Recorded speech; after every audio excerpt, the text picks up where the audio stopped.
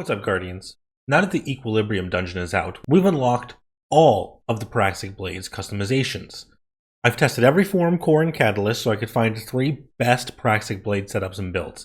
That is 1 build per class, and each of these builds is designed for content such as Lawless Frontier, Portal activities, and some dungeon content. And in situations where you're going to have boss encounters or some DPS checks, I would probably recommend taking a dedicated loadout for that instead of one of these. For all builds in this list, I would recommend a high weapon stat, and then distribute the excess in a way that feels balanced to your super, grenade, and class. I also recommend at least the 2-set bonus for Sage Protector's set, which gives grenade and class ability energy on hit, or the 4-set bonus, which has a little blocking mini game to do that will then double the energy gains up to about 10% per hit, as well as provide a 10% damage buff for your swords. And it'll give you Eager Edge for about 7 seconds for every swing of the sword. Alternatively, consider the Smoke Jumper 2-piece, just so you have some damage resist while you're going in and picking up orbs. For my hunters, we have a build that I have truly fallen in love with and I didn't really expect, and I found that it's way more fun than I thought it was going to be. I was kind of just messing around when I built it, but this is a Solar Hunter build. You are going to take Golden Gun Marksman. I am taking Acrobat's Dodge. Because we're going to be having the lightsaber out, we're not going to be using our melee all that often. So Acrobat's Dodge makes the most sense because Radiant does apply to all the lightsaber's damage. So I am taking that. It was recently buffed to have the same cooldown as Gambler Dodge as well. Melee wise, take whatever you want. I have Knife Trick because it's the only one that applies Scorch intrinsically. You could take Weighted Throwing Knife to make sure you cause any Scorched target to ignite. Or you could take it for the extra headshot damage and the recharge to your class ability. Not really something I look into. Lightweight Knife does provide Radiant, you get 2 charges, and Proxy Knife does do decent damage. All of these were buffed to do more damage, but Knife Trick is still my go-to just because of the Scorch on hit. I have Healing Grenade because the worst part of this build is trying to get the healing going. You don't have any built-in damage resist apart from using the lightsaber, so I don't really feel like you need any offensive grenade here. The pure healing of the healing grenade is pretty useful though. For our aspects, On Your Mark provides 3 fragments, and this build is actually very heavy on the fragment use, and that's probably more what we're going to get use out of than our aspects themselves, which is why even though you're not going to be getting headshots super often, once you have reached 10 stacks, every kill you get with any weapon or ability will give you Cure, which includes your lightsaber. So, great way to get some additional healing as long as you're able to get those headshots to charge it up, and then you can use your class ability, and as long as you're spamming that, you'll be able to keep using that to keep your On Your Mark stacks up, as well as give you a plus 50 weapon stat, which will give you more ammo bricks and do a bit more damage when you are fighting enemies and bosses. For our second aspect, I have Gunpowder Gamble on just because I really enjoy the buffs to Gunpowder Gamble. I will switch off the lightsaber to go ahead and throw this, even if you don't actually get the in-air explosion that does more damage and launches projectiles, so I would go for it. It still provides an ignition, which works well with this build. You'll see that for our fragments, I do have Ember of Eruption, which increases the AoE of your ignitions. I have Char, which makes your ignitions spread Scorch, which is a great effect, especially if you bring something with like Burning Ambition on your second weapon. Ember of Ashes is here to apply more Scorch stacks and is mandatory for the build. Singeing is here so that your class ability recharges faster when you scorch targets. And then finally, I have Solace, which will increase the duration of Radiant and Restoration, meaning your Healing Grenade will give you Restoration for a bit longer, which is great, and your Radiant effect from Acrobat's Dodge will also last longer, giving you a bit more leeway with Singeing to keep that uptime up and with On Your Mark. For the Praxic Blade for this build, I am keeping Offensive Form, because I like the extra damage, and especially in really endgame content, some of the champions get really tanky, so having whatever damage you can included is a very big bonus for getting the kills when you normally wouldn't. To go with the offensive form, I'm taking Gyro Core. This lets you apply Scorch from range, which means it's safer in endgame than Impact Core. However, Refraction Core, which you may think is better, because you get the Scorch for getting your deflected hits, which is true, it is good. Even with Ashes equipped, it takes about 8 reflect hits to get 1 ignition, so it is not that good at killing groups of ads, or hitting one really big tanky target to kill the ads near it. It's actually very, very bad at getting the ignitions. Proccing Scorch itself, for something like Singeing, that is very good. And if you want to just get the Scorch off so you can switch to a different weapon and use Burning Ambition to finish off the Scorch, it does do that well. But I feel like generally, if you want to be using this to really nuke something, to do the biggest burst of damage you can from range, is to take offensive form with gyro core and upper hand. Now the gyro core, if you just do a regular heavy attack and just toss it and does the seeking and bounces off targets, that only applies about 20 scorch. Takes 5 hits to get an ignition if you do that with the heavy attack. However, if you hold the button down to do the straight throw that does double damage, that does 50 per hit of scorch, and the return hit counts and applies scorch as well. So if you time it right, you can have your lightsaber stop when it impacts the boss and then return, and it will instantly do 2 ticks of damage and cause an ignition. Now, it's easier said than done sometimes, just depending on the context of what you're doing. However, getting 1 hit in pretty reliably to get that 50 scorch, even if you have to throw the saber twice, you will very quickly cause an ignition.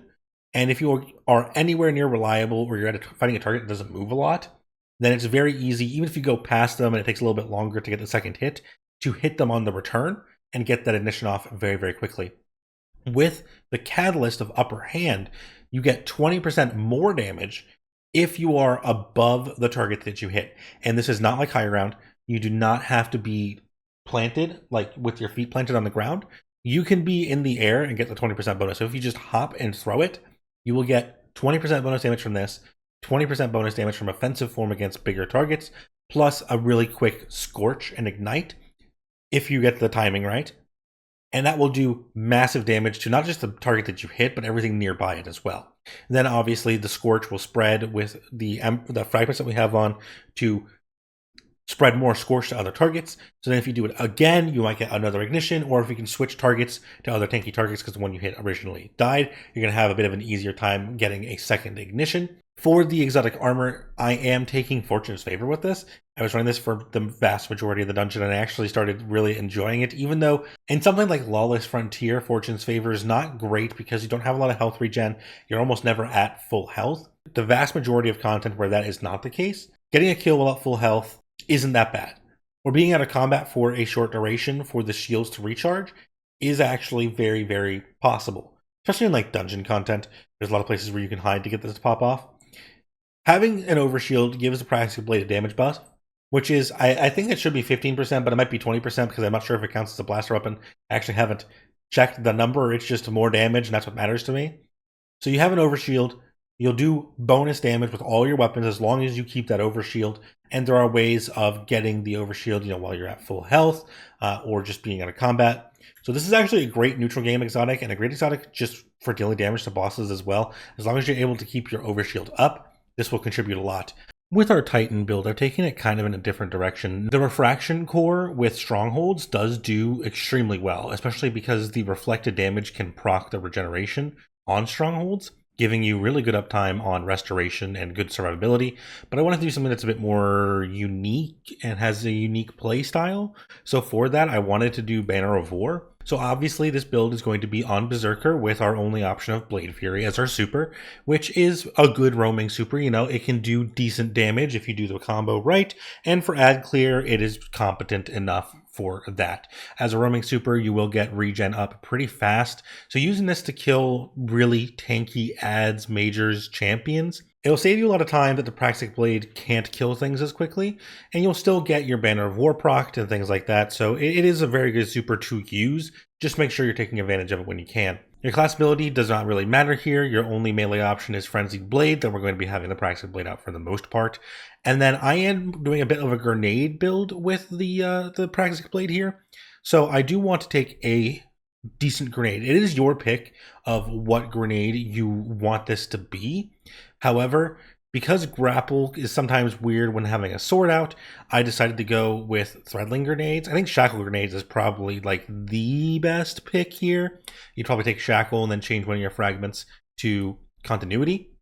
But I put on threadlings with evolution just for some funsies because Titans don't really run threadlings ever. And this is not the best way to run threadlings still, but it is fun. I'm enjoying using a grenade build with Banner of War, obviously, as our first aspect. So getting a kill with your sword will raise the Banner of War, which will pulse and heal anybody nearby, including you and your teammates, and will increase your sword damage. then you get more kills and you'll charge up the banner to be faster and faster. If you've played with the Titan before, you've probably played Banner of War. Into the Fray is our second aspect, which is just giving you Woven Mail when you destroy a Tangle. If you wanted to drop into the Fray for something, I could maybe see a Drenger's Lash play here, but really Into the Fray Banner of War is the go-to for me on Strain Titan. This gives you 4 fragments to work with, and we're going to put on Threat of Generation, so that dealing damage gives you grenade energy. This is going to pair great in sustain moments where we are doing damage to a single target versus our exotic. That works better in Ad Clear. I have Threat of Isolation on here just because it is a great fallback option.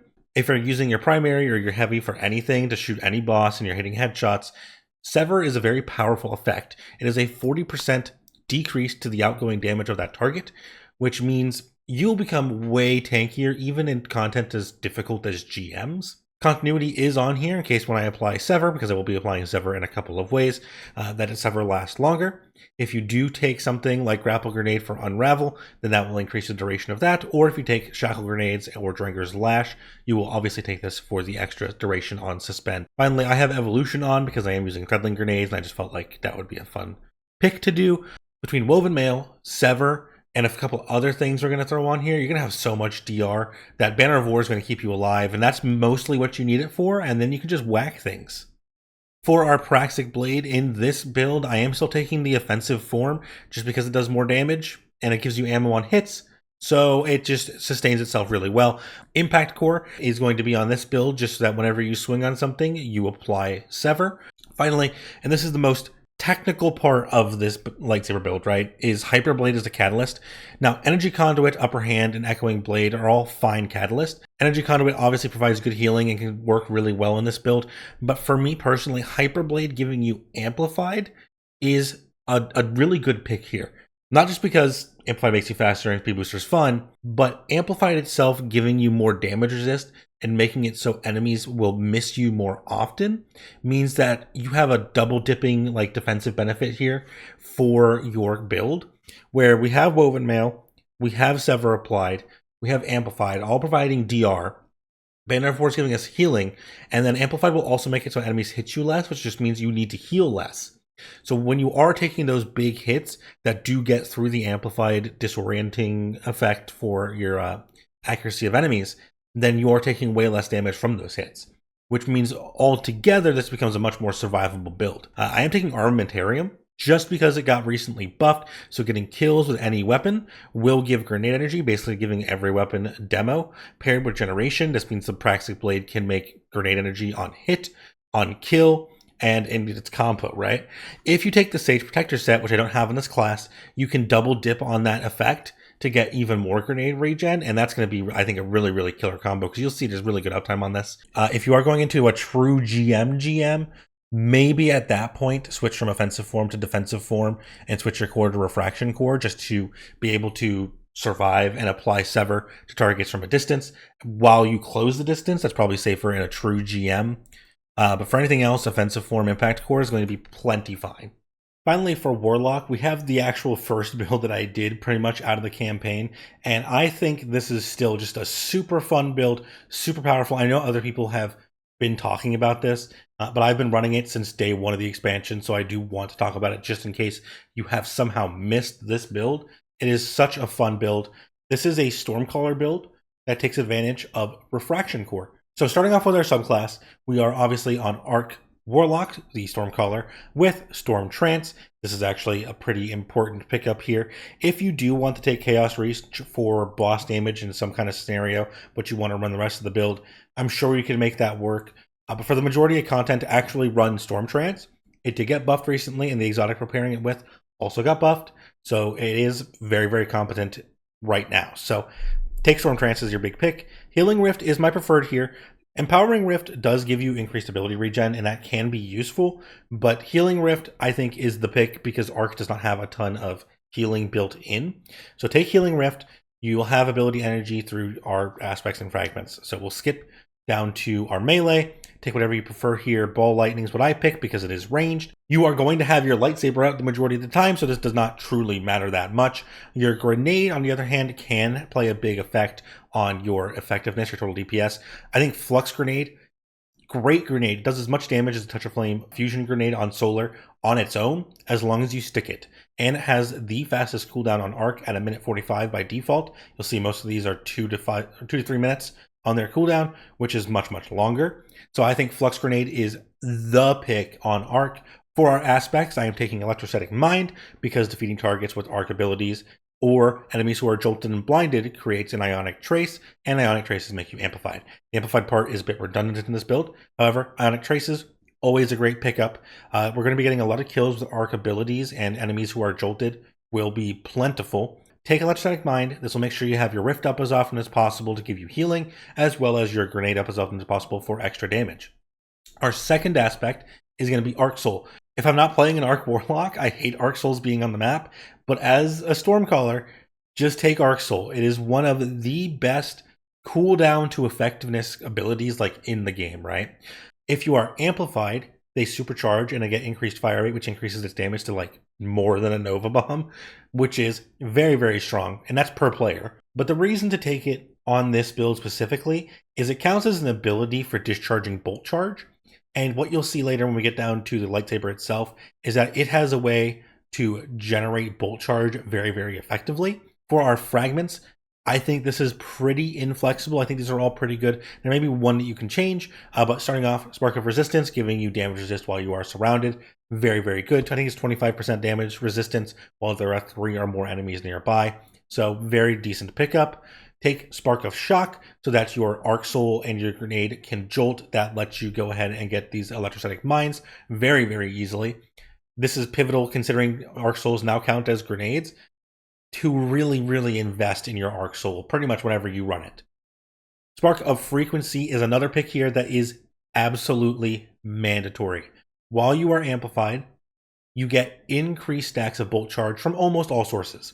So anytime you do enough weapon damage to get a stack, anytime you pick up Ionic Trace, or anytime you use the Praxic Blade to get it, you will get 1 extra stack as long as you are amplified. Finally, the one that you might change, just depending on how you feel, is Spark of Discharge, which primary effect is Arc Weapon Final Blows will progress a counter, and when it's full, will make you an Ionic Trace, which is fine. You're using a Praxic Blade. It's kinetic, so you could run an Arc Weapon if you want.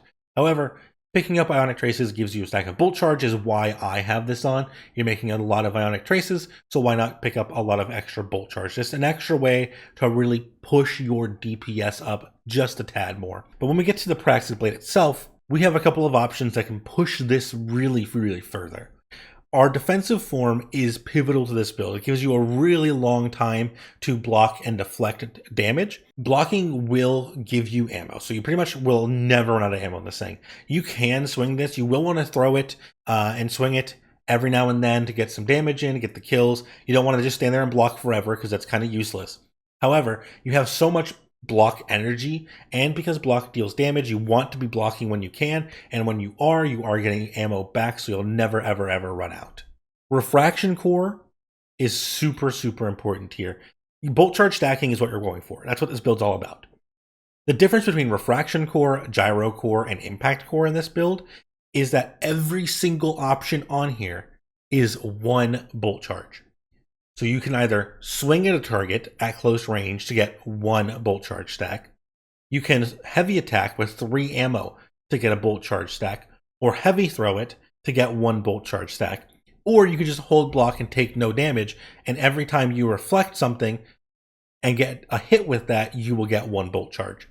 In terms of your return on investment of how much time and energy you are committing to each of these actions, getting 1 Bolt Charge for every deflect is stronger to me than getting the Gyro Core providing 1 per hit or the Impact Core providing 1 per hit. But Refraction Core is so much safer paired with defensive form that it really takes you further. And then when you pair it with the Catalyst, this is another reason to be on this form, on Reflect, on Arc. Reflecting shots causes you to become amplified, which means you're always going to be having that damage resist. You're always going to have the speed boost when you need it. And you will always have a souped up Arc Soul to discharge your Bolt Charge. On top of always being amplified to proc Spark of Feedback, so you're getting double the Bolt Charge stacks. If you pair this with our final piece, which is the Exotic Armor, Stormrancer's Brace. was recently buffed so that while you're amplified, while you're blocking, ability damage will give bolt charge. What counts as ability damage? That's right, Arc Souls. So every time Arc Soul shoots, you'll get bolt charge. Every time you're blocking and deflecting something into an enemy, you're going to get bolt charge. While you're amplified, which you get from blocking or killing an enemy with an ability or that was jolted by Arc Soul, will give you bolt charge. This includes being in your super, by the way. If you are amplified when you pop Storm Trance, it will also build and discharge bolt charge. Additionally, it was recently reworked so that the main effect, which is that Storm Trance gets increased damage from this exotic, now also stacks on hits as well as kills. Getting the recharge effect is based on the number of kills you got, not the number of hits. So when you can, using this for ad clear is like still the preferred method. However, it does do much more damage to single targets more consistently. So that's great to have. And with the new neutral game benefit, where ability damage while amplified grants bolt charge, truly amazing with Arc Soul. So I think there is still plenty of room to experiment, but these are my favorite options that I found so far. Let me know down below if you have a build that really is interesting and unique and out there, because I would love to try out some more lightsaber builds. Thank you all for joining me today, and I will see you all again very soon.